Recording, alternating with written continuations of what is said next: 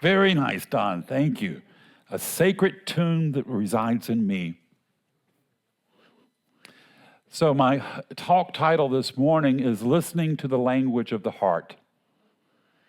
I heard a rabbi say that the personal purpose of humanity is to channel the wisdom and love of the Creator back down to this world. And by doing so, to lift up the entire creation into harmony and wholeness, restoring this creation back to Spirit's original intent. Well, that's quite a different version of creation than what I grew up with. I was told that God created humanity and for a millisecond was pleased with it, and then got so offended by human behavior that decided to wipe out the entire project with destruction and sacrifice. Yeah. Now, honestly, that seems a bit dramatic, but I grew up with 3 older sisters. Yeah, I know that kind of dramatic. And something goes wrong, something disappoints us, and all of a sudden we want to throw the whole thing away. In fact, we've got a term for that, throwing the baby out with the bathwater.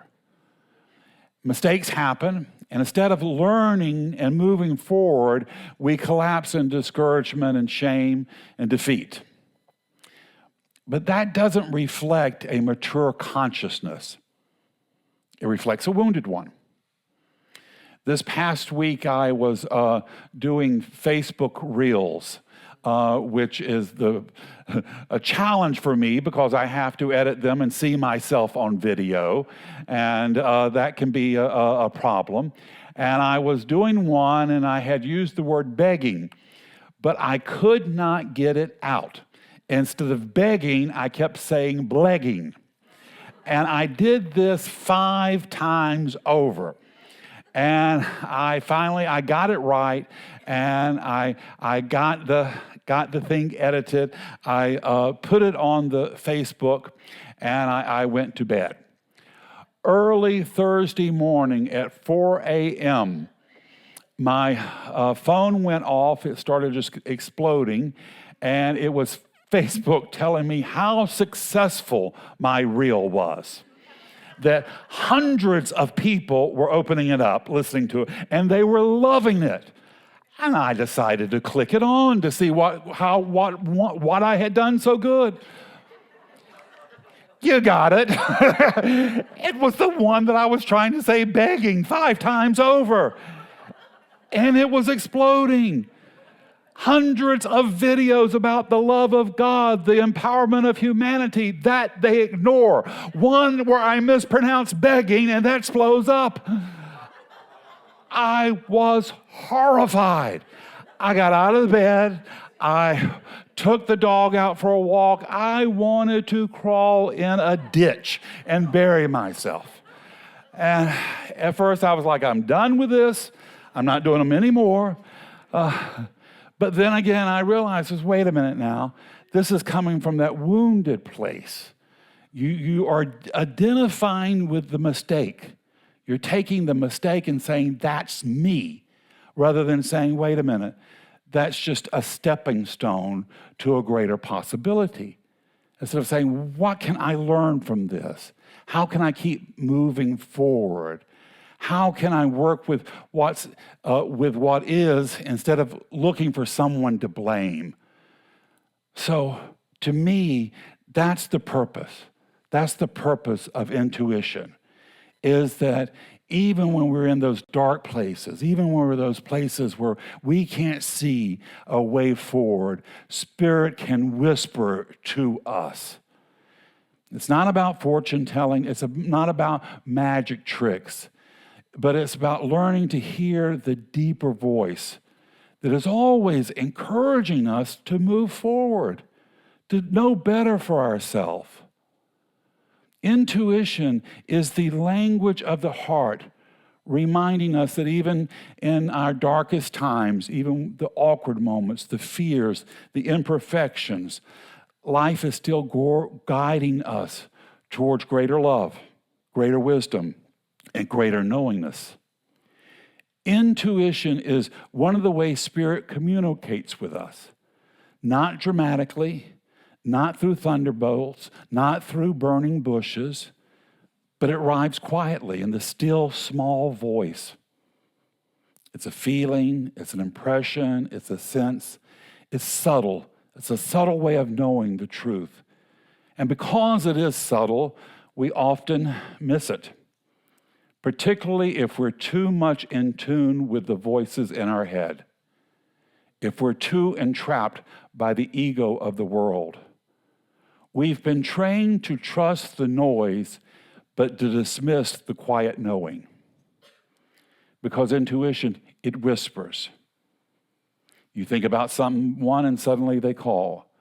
You get a strong feeling to take a certain road, and later you find out that there was an accident on your original path. You meet someone for the first time, and you either know, I really like this person, I can trust them, or I need to be a little bit careful here. It's that knowing within. Edgar Cayce, he's often called the American prophet. He believed intuition was not supernatural at all. He said it was deeply practical, and that most successful people, business people, detectives, police detectives, they have all used intuition, although most of the time they will call it a gut knowing. They know it in their gut, and that they can resonate with. Years ago, I was head of an office for a public relations firm in D.C. There was a sole owner of it. He had 6 offices all through the nation. He ran the largest one, which was in New York. And he was a little bit challenged. He was very, very successful in one area, but in certain areas he had his issues. When people would call him, he was very offended if people called him and asked him how he was doing, because he thought that was a waste of his time, that kind of chit-chat. So when he picked up the phone and somebody asked how he would doing, he would scream back at them, "I'm mental. That's how I'm doing. I'm mental." Now, here's the thing. Nobody argued with him. Nobody tried to talk him out of it. It was like, oh, yeah, you might be. But the one thing I noticed about him, very successful guy, hugely successful guy. He was making money like they were printing it. And he was always kind of on the outlook for signals of what direction he was supposed to go. And sometimes he would look for them in like the peripheral of his attention span. We were looking for office spaces in Washington, D.C., and we'd gone around the whole city checking out different places. We'd gone into a coffee shop to get a cup of coffee, and he noticed on a bulletin board there was a flyer for available office space. And he took that as a real signal about where that was maybe something he should pursue. And so he ripped the flyer down. He called the person up. It didn't work out, but he never saw that as a failure. He saw it as a stepping stone guiding him to the right decision. And that's what Edgar Cayce taught. The soul is constantly communicating with us, always attempting to guide us towards more healing, growth, and purpose. But we have to be receptive to it. It requires stillness. And that can be difficult when we're in a culture now built on distraction. Most people are so overstimulated and under-reflective.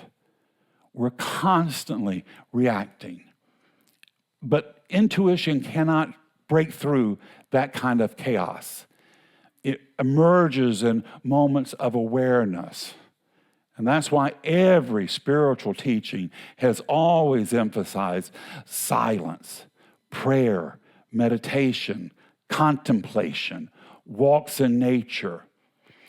It can be just as simple as turning off the radio when you're in the car. Just a little bit of silence. Silence is a very interesting phenomenon. The more silence is like water. If you ever make a choice to just drink water for a week, water will be all you want.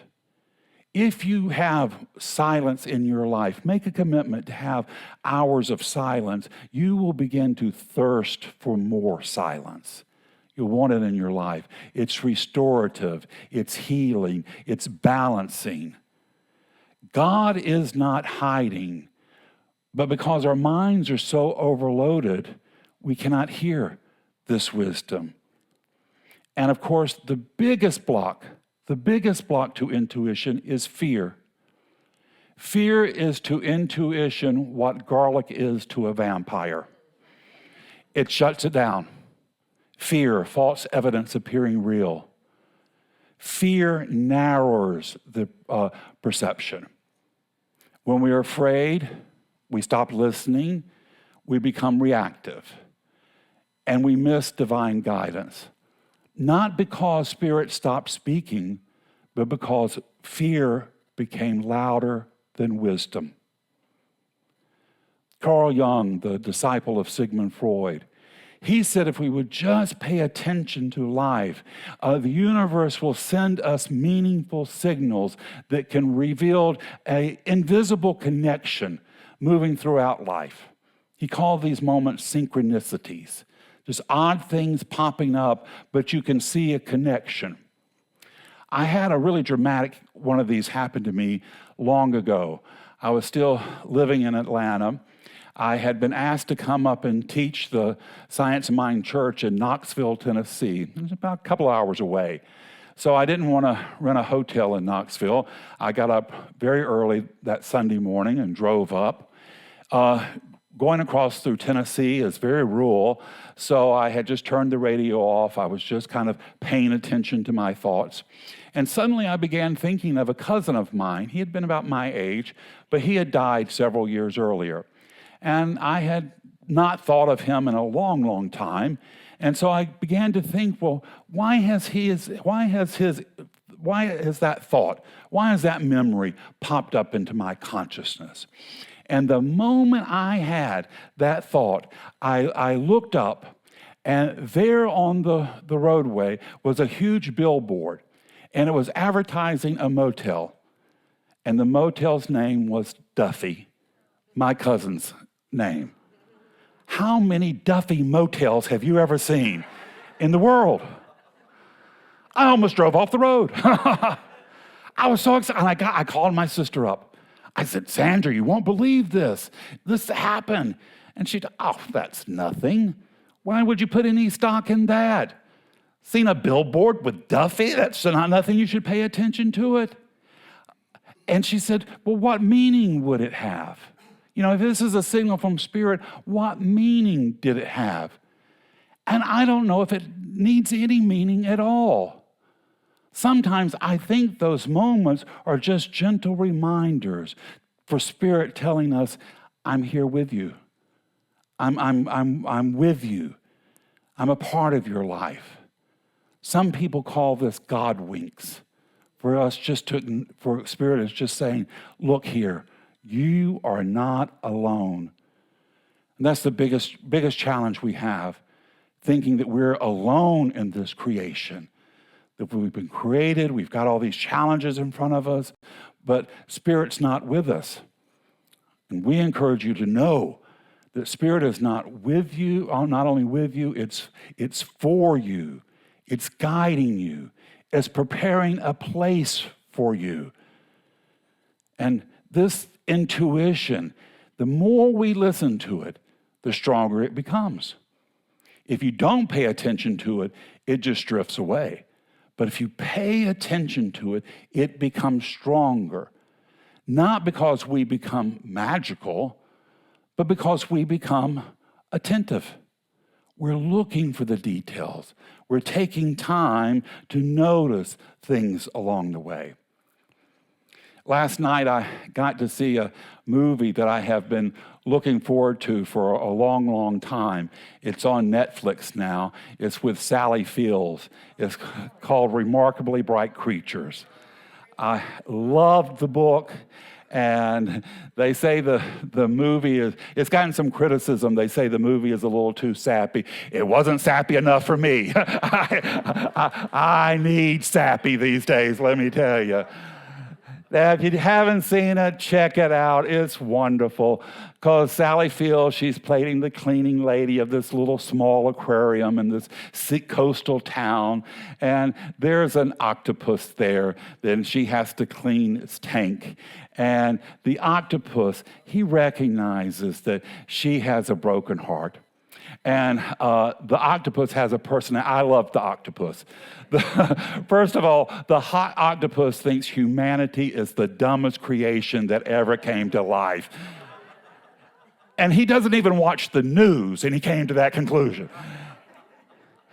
But he loves her character because she talks to him. She acknowledges him. She recognizes him. And like I said, he sees within her a wounded heart. He sees that she's just growing through the motions of life because she suffered such a hurt. And he also notices one small little thing that can help her come back to life. Now he has to risk his life because he has to get out of his tank to go into a tank of eels that he is his enemy, but he's willing to do it to help her. Now, it has a wonderful, beautiful ending, but he helps restore her to life. And this is how intuition can work. Not big, huge, dramatic stuff, but subtle knowing, tiny details, quiet feeling, small nudges. One time, many years ago, when I was still in Atlanta, we lived in a house. It was my favorite house. We had lived there for a long, long time. We were packing up, getting ready to move to St. Augustine. I had mixed feelings about leaving that house in that neighborhood, but it was time to go. And because we were in the middle of moving, and I was there alone, my schedule had gotten off kilter. And one night, like by 1 o'clock, I realized I hadn't taken the dogs for a walk and that they really loved the walks. So at 1 o'clock in the morning, I decided to take the dogs for a walk. And normally there would have been nobody walking in this neighborhood at that time of night. But I get out on the sidewalk and I look up this hill and I see this lone figure coming down the hill. And I think, oh my gosh, who is this going to be at 1 o'clock in the morning? I cross over to the other side of the road thinking I can avoid them. And when I do, they cross over to the other side of the road. So, And so finally we meet, and I thought I would just say hello to them and keep going. But it was a woman, and she was desperate to talk. She was desperate to talk. She told me that she had grew up in that neighborhood, that she actually knew the people who lived in my house. She knew them as teenagers. She knew the whole family. And then she blurted out, and when she did, you could tell it was almost embarrassing for her. It was like she said something that she wasn't really prepared to say.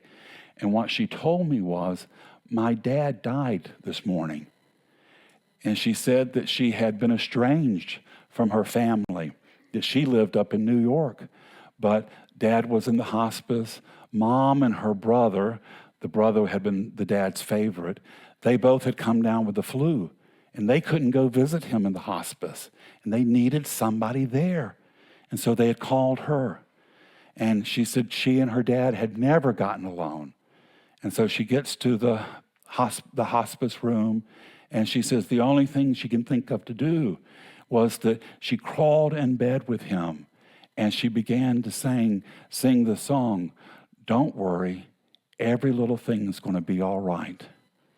She said she wanted him to know that she was going to take care of her mom, his wife, and that he didn't need to worry. So she said as she sat there and she laid there, she sang that song to him. She said he took one last breath and he was gone. Now, the whole time she was telling me this story, something within me began to rise up. And I suddenly knew, not intellectually, but deeply deeply, I began to know that her father needed me to tell her how proud he was of her. And I didn't want to say it because I didn't know him. I didn't know her. I didn't know her life. I didn't know any of them. And how was I going to say something that I wasn't sure about it? But also I knew she desperately needed to hear it. And it became so strong, that feeling within me, that I felt like my chest would burst if I didn't say it. And so finally I spit it out. You know, your dad is so proud of you. And when I did, she collapsed into tears and she clung to me like a life raft. And we stood there 1 o'clock on Burton Avenue in Atlanta, Georgia, sobbing, the two of us. My 2 dogs didn't know what to make of it all. And I never saw her again. Within days, we had packed up. I had moved to St. Augustine. But that still small voice, first in my thinking, then in my speech, that brought about a healing. It made a difference to me, and I believe it made a difference to her. Perhaps a healing for her. To know something better about her dad. To believe something better about him. You see, there was something deeper inside of me that wanted to be heard. And that's our challenge. Our challenge is we want to be logic, but we can't. These voices of love and encouragement, they're beyond certainty. Intuition arrives before proof. And that's why it requires trust, not blind belief, but a willingness to pause, a willingness to listen, to stay open long enough so wisdom can emerge. And this is what our teacher, founder of our teaching, Ernest Holmes, he said, that there is the idea that infinite intelligence is always available to us. The intelligence that set the universe in motion is available to every one of us, and it's guiding us. You're as important as anything else in the universe. You are needed. You are necessary. Without you, the universe is not going to unfold completely and totally.